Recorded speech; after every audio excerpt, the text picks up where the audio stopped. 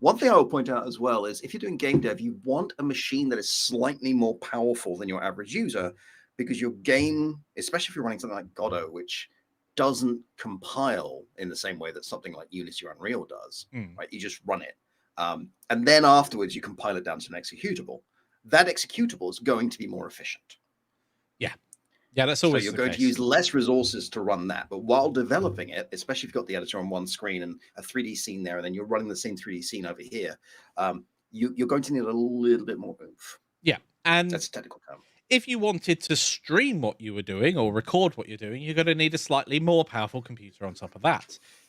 There are some gotchas as well. So I'm a big fan of the NVENC encoding that's present on all GeForce cards from the 20 series and up. It's much better than using your CPU. However, if I'm actually using optics within Blender and a few other things at the same time, if I'm pushing the graphics card, then it doesn't encode so well. So it's great if you're recording a game, it'll impact the performance a little, but it's no good if you're trying to do other things with your computer as well. Godot 5 doesn't use memory. It runs on good wishes and happy thoughts. Nice. Yeah. Yes. Yeah, I was speaking to somebody who has just spent a whole bunch of money upgrading like a 10-year-old machine to be a modern games machine. Yeah. And she came to the conclusion she doesn't need an i7 because she's not streaming. She's not doing any video work. So why spend the extra money? It also depends on what sort of and whether or not you're playing games. The thing is, a games computer, a computer you'd buy to play games on, is often a very good game development computer and often a good Blender computer because of the hardware overlaps, or a good video editing computer. Now, that there is a point at which you can start bottlenecking your computer, where you've got a, let's say, which happens to me all the time when I'm recording. Yes. So if your CPU can't deliver the information to your graphics card quickly enough, then the CPU is bottlenecking the system and the graphics card can't reach its full potential. But you can have it the other way around as well, where the bottleneck is the graphics card. And so it's difficult to balance those things out. And generally it's good to have a balanced system. But there are some instances where having an i3, so a really low-end CPU, and a 3090, everybody would say, well, that's a stupid combination. And I would agree, until you then learn that all they do on that computer is render. Yeah. Then you spec the computer really well. Todal also points out that having a lower spec system for optimization and visual setting tests. Yes, you want to test your game on as many systems as you can. Yes.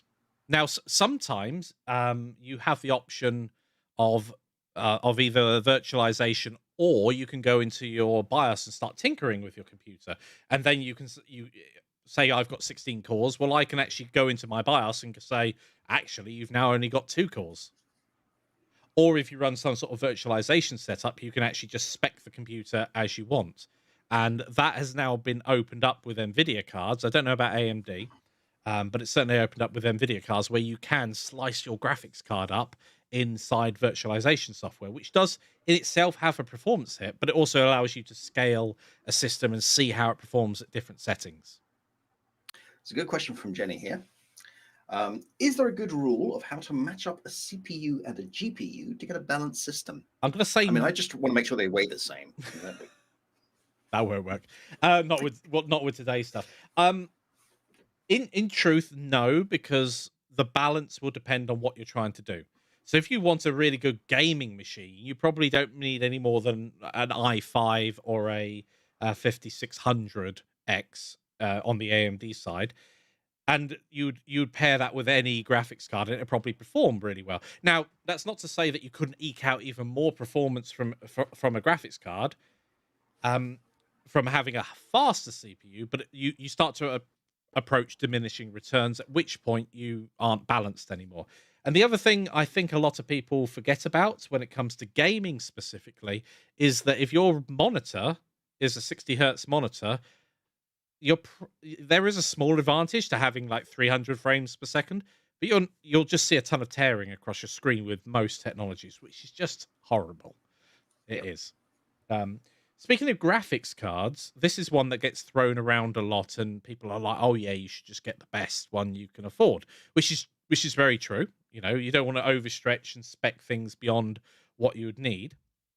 But there are also things to remember as you're specking up. So at the moment, I would say that Nvidia would be the graphics card to go for production work. So if you're producing games, or you're doing graphics work, I would recommend having an Nvidia card. They are just better supported and more stable for the job. Now, there are some benefits to the AMD side, like larger frame buffers, i.e., the RAM on the graphics card, the VRAM. But the problem with that is that's no good if you also then have a much slower experience. So I think they're catching up with things, but at the moment, I'd definitely spec an NVIDIA card. So I'm having to take off my headphones. Let me know if you get echoes. there was a little bit of echo, but I think it's cancelled out now really well. So with graphics cards, the speed of the graphics card kind of matters, but so does the amount of RAM that it has on it. And that's usually called GDDR, and then it has a number after it. And the number doesn't really matter. It's really just linked to the generation of graphics card. We're currently at GDDR 6 in the 30 series graphics cards, or 6X with the high-end ones. But that frame buffer, let's say we're just in Blender for the moment, that frame buffer will allow you to render a certain amount of stuff on the screen. Whether or not you've got textures in there, the geometry and everything else, that all has to be loaded into the graphics card for it to calculate what the scene is going to look like. The downside of not having enough is Blender doesn't crash anymore. It just takes a really long time because it'll start swapping things off and back on the graphics card. So you can actually have a scene that ends up taking a long time to render because you don't have enough RAM. And the same is true when it comes to game development. If you don't have enough RAM, you're going to constantly have it swapping in and out textures, and just your game will end up either stuttering or you won't be able to perform in the editor particularly well. So going back to Jan's point earlier about having something that's overspec'd, so for instance, a 3080 Ti has 12 gigs of RAM and a 3090 has 24. If you have any of those cards and your target system is anything with 8 gigs or lower, then you know that you've got the space to have unoptimized textures and unoptimized models within your scene. And that is actually quite critical during the game development process once you're serious at it.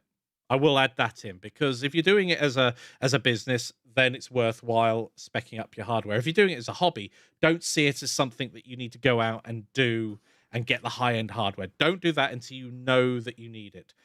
So one of the things that Jan and I often bounce off of with when it comes to actually teaching game development is unoptimized models. During the stage, that's what you want. You don't want optimized models because you've spent hours making those things, rather than just getting on with the game and seeing if things work and then coming back later and going, right. Mag Racer was a great example of where one of our crafts had like 500,000 polygons. Godot handled it absolutely fine, but having 12 of them on the screen at once caused a tiny bit of stuttering from every now and then. So once we were happy with the overall shape of the craft and we were happy with how it was handling during the game, then I came back and lowered it down to, I think it was about 8,000 to 10,000 polygons in total. It was a massive reduction. Massive reduction. And we did the same with the textures. They went from huge amounts of memory to tiny. And doing that type of optimization is something you do towards the end. You don't want to do it at the beginning, otherwise you're spending all of your time optimizing rather than getting the game